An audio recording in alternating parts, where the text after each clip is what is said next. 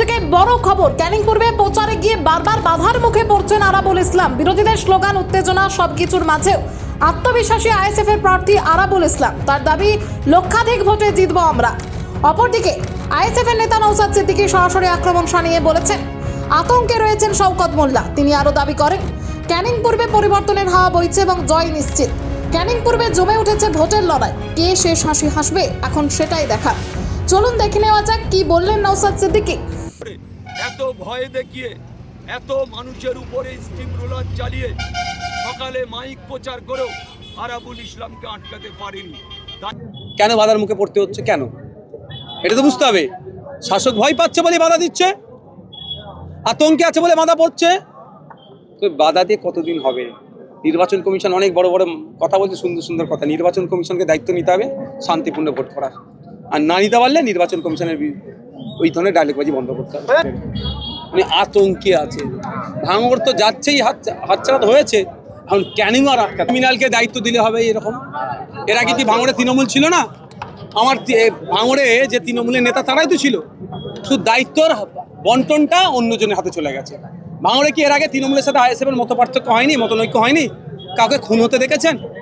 সে ভাঙড়ের আইএসএফের লোক হোক, সাধারণ মানুষ হোক, আর তৃণমূল হোক, বোমের আঘাতে ক্ষতিগ্রস্ত হতে দেখেছেন? ভাঙড়ের বদনাম হচ্ছে, কোথা থেকে বাইরে থেকে বোম বাঁধার লোক নিয়ে এসে বোম বাঁধছে, ভাঙড়ের বদনাম হচ্ছে। গতকালকেই মনে হয় দেখলাম 85টার ওপরে নাকি বোম উদ্ধার হয়েছে। কার বদনাম হচ্ছে? ভাঙড়বাসীর বদনাম হচ্ছে। তো এই যে নোংরামি করছে, এর জবাব ভাঙড়ের মানুষকে ঐক্যবদ্ধ হয়ে দিতে হবে। আমি তো বারবার বলছি, এনআইএ ইনভেস্টিগেশন করুক, দুধকে দুধ পানিকে পানি করে দিক না। আইএসএফ এর কোনো ছেলে যদি বোম বাঁধা কাজে যুক্ত থাকে, তাকে তুলে নিয়ে গিয়ে জেলের মধ্যে রেখে দিক, জেলের মধ্যে পচিয়ে মারুক। আমি তো বলছি, কিন্তু প্রশ্ন আমার এখানে একটাই, চালতাবেড়িয়ার তাজা নেতা তৃণমূলের, ভাঙড়ের যিনি প্রার্থী হচ্ছে তৃণমূলের, তার স্নেহধন্য ছত্রছায় থাকা ওহিদুল ইসলাম সাহেব কোথায়? এই ওহিদুল ইসলাম না, তৃণমূলের ওহিদুল ইসলাম সাহেব কোন হসপিটালে আছে দেখুন, চোট খেয়ে। ওই দিনকে যে বোম মানছিল আইএসএফকে মারার জন্য সাধারণ মানুষকে, সৃষ্টিকর্তা ঠিক জায়গায় মেরে দিয়েছে। তিনি কোথায় এখন? প্রকাশ্যে আসছে না কেন? কোথায় তিনি? সেই কেস এনআইএ নিয়ে যে কতটা আশা না, এখনো পর্যন্ত মনে হয় চার্জ টেক আপ করেনি। এসেছে, ইনভেস্টিগেশন করেছে, আমি শুনেছি। আমি তো চাইছি নিরপেক্ষ তদন্ত। আর এই হচ্ছে নওশাদ সিদ্দিকী বলেছে, সেন্ট্রাল ফোর্স, স্টেট ফোর্স লাগিয়ে চিরুনি তল্লাশি হোক ভাঙড়ে, চিরুনি তল্লাশি হোক, যা বোম গুলি পিস্তল আছে উদ্ধার হোক। যদি আইএসএফ এর ছেলের কাছেও থাকে সেটাও উদ্ধার করুক, কারণ ভাঙড়ের মানুষ অশান্তির আগুনে না জ্বলে। এটা আমি চাইবো। আমি ছুটে গিয়েছিলাম মমতা ব্যানার্জির কাছে, তার মূল্যবান সময় হয়নি, যে প্রয়োজনে আমি ভাঙড় থেকে প্রার্থী তুলে নেব, ভাঙড়ে হিংসা থামান। আমি সেই ছেলে, একটু মাথায় রাখবেন। আর কারো কোনো কোশ্চেন? হ্যাঁ, অফিসিয়ালি আজ থেকে প্রচার শুরু হয়েছে। আমাকে বেশি প্রচার করতে লাগবে না, কারণ আমি 5 বছর ধরে যেভাবে বুথে বুথে মানুষের কাছে পৌঁছে গিয়েছিলাম, আর নতুন করে প্রচার করতে লাগবে না। আমি বক্তব্য বলে দিলাম তো, বক্তব্য বললাম তো, বক্তব্য বলেছি, ওখানে কাটিং করে নেবে।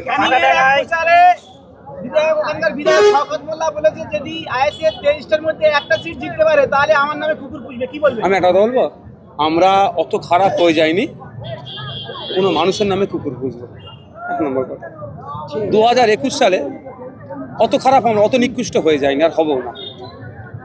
তবে বালহম আদর, চতুষ্পদ জানোয়ারের থেকেও খারাপ আছে মানুষ, কিছু মানুষ। তার কোন কোটায় পড়বে না পড়বে আপনারা ধরে নিতে হবে। সবটা বলবো না। 1 নম্বর কথা, 2021 সালে স্টেজে উঠে বলেছিল, সেই ভিডিও রেকর্ড আমাদের কাছে আছে, যদি ভাঙড় থেকে নওশাদ সিদ্দিকী জিততে পারে, ওর সার্টিফিকেট ছেড়ে ফেলে দেবো, উনি বলেছিলেন। উনি আতঙ্কে আছে, ভাঙড় তো যাচ্ছেই, হাতছাড়া তো হয়েছে, এখন ক্যানিং আর আটকাতে পারবে না। আমাদের ভাঙড়ের মানুষ খেতে ভালো করে ফলিয়ে দেবে, খামারের দায়িত্ব তাদের বিধায়ক নওশাদ সিদ্দিকী দেখে নেবে। হ্যাঁ, আমাদেরকে তো উপহার দিচ্ছে, আমার নামে 20টা মতো মামলা আরাবুল ইসলাম পারছেন আমাদের সাথে রাজনৈতিক ভাবে, এই জন্য মিথ্যা মামলার আশ্রয় গ্রহণ করছে। ক্যানিং এ আইএসএফ এর পক্ষ থেকে আরাবুল ইসলাম প্রার্থী হয়েছেন, তিনি প্রচারে গেলেন, সেখানে বাধার মুখে পড়তে হচ্ছে, কি বলবেন? কেন বাধার মুখে পড়তে হচ্ছে? কেন?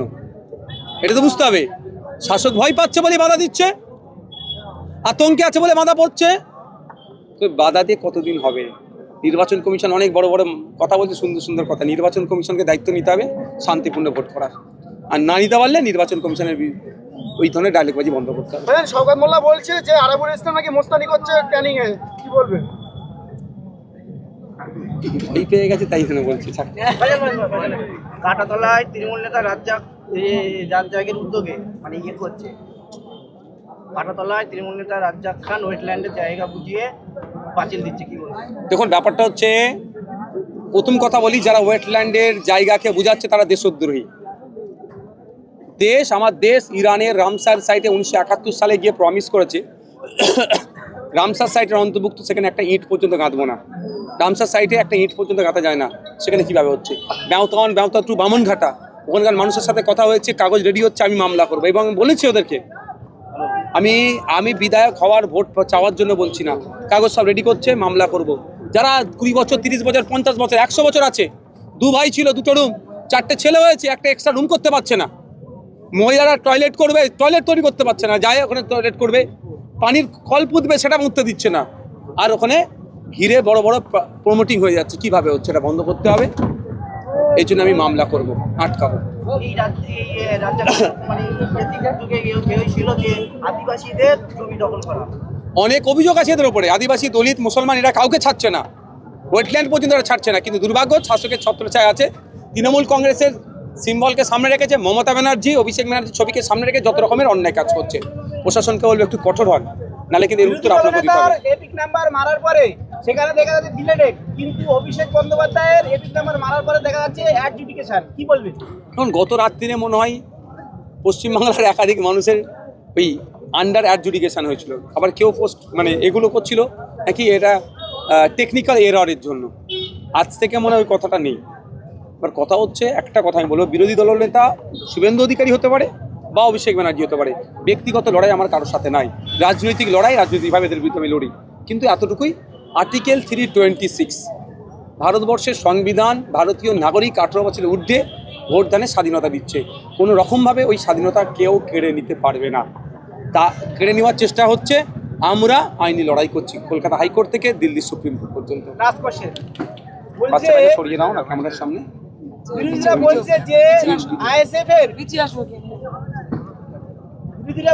আইএসএফ এর নিজস্ব কোনো ক্যান্ডিডেট না থাকার ফলে হরিপাল, এদিকে দেগঙ্গা এবং ক্যানিং পূর্বে তৃণমূল থেকে আসা হচ্ছে নেতাদের, তাদের হচ্ছে ক্যান্ডিডেট করছে, কি বলবেন?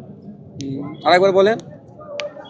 বিরোধীরা বলছে আইএসএফ এর নিজস্ব কোনো ক্যান্ডিডেট নেই, স্বচ্ছ, টিএমসি থেকে নিয়ে আসা হরিপাল বিধানসভা, এদিকে দেগঙ্গা, এদিকে আপনার ক্যানিং পূর্ব, সেখানে আছে প্রার্থী ঘোষণা করছে টিএমসি থেকে আসা নেতাদের। আমি একটা উত্তর পরে দেবো। এই প্রশ্নটা তৃণমূল নেতাদেরকে জিজ্ঞাসা করবেন। শত্রুঘ্ন সিনহাকে, কীর্তি আজাদটাকে, ইউসুফ পাঠানটাকে, মেনকা গুরুস্বামীটাকে, অসম থেকে রাজ্যসভায় গিয়েছিলেন, আরেকজন সাংবাদিক আছে রাজ্যসভায় গিয়েছিলেন, এরা কারা? আবার জিজ্ঞাসা করেন, উত্তর দিতে বলবেন, তারপর আমি উত্তর দেব। Thank you.